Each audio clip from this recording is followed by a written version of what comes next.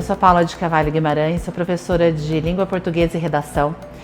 Hoje eu trabalho com consultoria na área de RH e fui convidada para participar como parcerista do jornal Tribuna do Norte no projeto Tribuna Viva.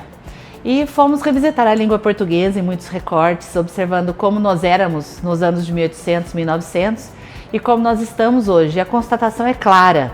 Nós somos uma língua em evolução e eu acredito que assim para sempre seremos, porque recebemos interferências externas, nós contribuímos com interferências, a sociedade muda, nós mudamos os nossos padrões, o nosso modo de vida, recebemos contribuições da tecnologia, da ciência, de outras culturas e não é diferente com a língua portuguesa, aquela mesma que nós vimos em 1800 nos recortes da Tribuna do Norte.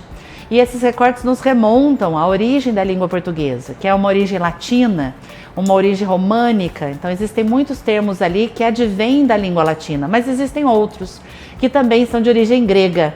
E eu acho tão interessante quando nós nos debruçamos sobre uma língua, não só olharmos a palavra em si. Quando nós nos deparamos com o estudo de uma língua, nós temos que observar esta sua origem, a sua construção e também os seus significados. Então olhamos para os prefixos, que são aquelas pequenas palavrinhas que ficam no começo, letrinhas no começo das palavras, ou sufixos ao final das palavras, e elas vão compondo inúmeros significados. E é interessante que nós percebamos que a língua portuguesa, ela é uma língua magistral. E por que eu digo isso? Não só porque eu sou professora de língua portuguesa, mas porque nós temos uma rede de significados monstruosa dentro da língua portuguesa. Uma palavra que nós geralmente brincamos dentro de sala de aula, por exemplo, manga. Nós temos a manga da camisa, nós temos a manga da fruta, mangar do outro, vira um verbo também dentro da língua portuguesa. Então nós temos interpretações inúmeras para os vocábulos, o que é diferente em outros idiomas, não é tão vasto assim. Sem contar as palavras que nós próprios criamos, que vieram originárias de outros idiomas, mas nós fomos atribuindo a nossa latinidade, a nossa particularidade, não é? E nós vamos fazendo essas construções.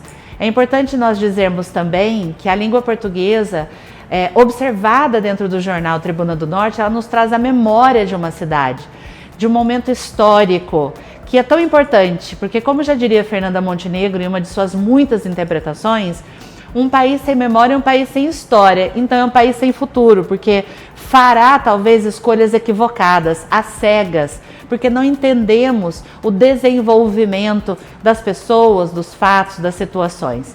E quando nós nos debruçamos nesse projeto, nós podemos ver desde anúncios de elixires milagrosos, até mesmo denúncias a respeito de furtos que estavam acontecendo dentro da cidade de Pindamonhangaba, entre outros casos que são tão interessantes e que acontecem conosco também.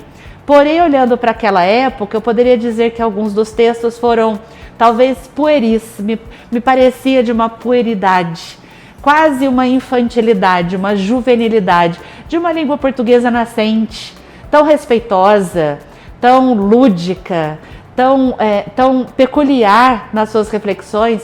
E hoje nós já temos desdobramentos tão mais profundos de tantas outras situações que nós vivemos. Na verdade, a língua portuguesa também ajuda a nos traduzir na nossa complexidade humana. Não somos tão simples assim, não é? Se fôssemos simples, a convivência seria absolutamente pacífica. Mas nós temos as nossas peculiaridades, as nossas idiosincrasias. Entramos nos conflitos que devem ser conflitos construtivos e produtivos e nós vimos isso na língua. Então, desta terra nascente da Pindamonhangaba, para hoje o que nós temos. Então, dentro da exposição que haverá dos vários pareceristas, é interessante nós olharmos para essa história que nos compõe, porque muito embora nós podamos pensar assim, é um jornal de 1800, são relatos do passado, mas quando e quanto esses relatos interferem na nossa vida hoje, nos compõem enquanto sociedade hoje. Então hoje nós somos o reflexo do que éramos no ontem. E se nós não soubemos quem éramos no ontem, nós estamos vivendo deterministicamente por algumas relações que imperam na nossa vida e escolhas que talvez nós poderíamos fazer melhor. Então, olhar para o jornal Tribuna, nesse seu aniversário, um jornal que está vingando a sua existência, hoje falamos de tantos meios tecnológicos, mas que vem trazendo para as pessoas informação, conteúdo, didaticamente, para que nós possamos estar inseridos dentro de uma vida social e assim existirmos enquanto atores sociais, como também falaria uma outra pessoa, um sociólogo chamado Eric Hobsbawm. Então, para todos nós que estamos aqui, sejamos atores sociais da Pindamonhangaba de hoje, mas sem esquecer as nossas origens que remontam no ontem.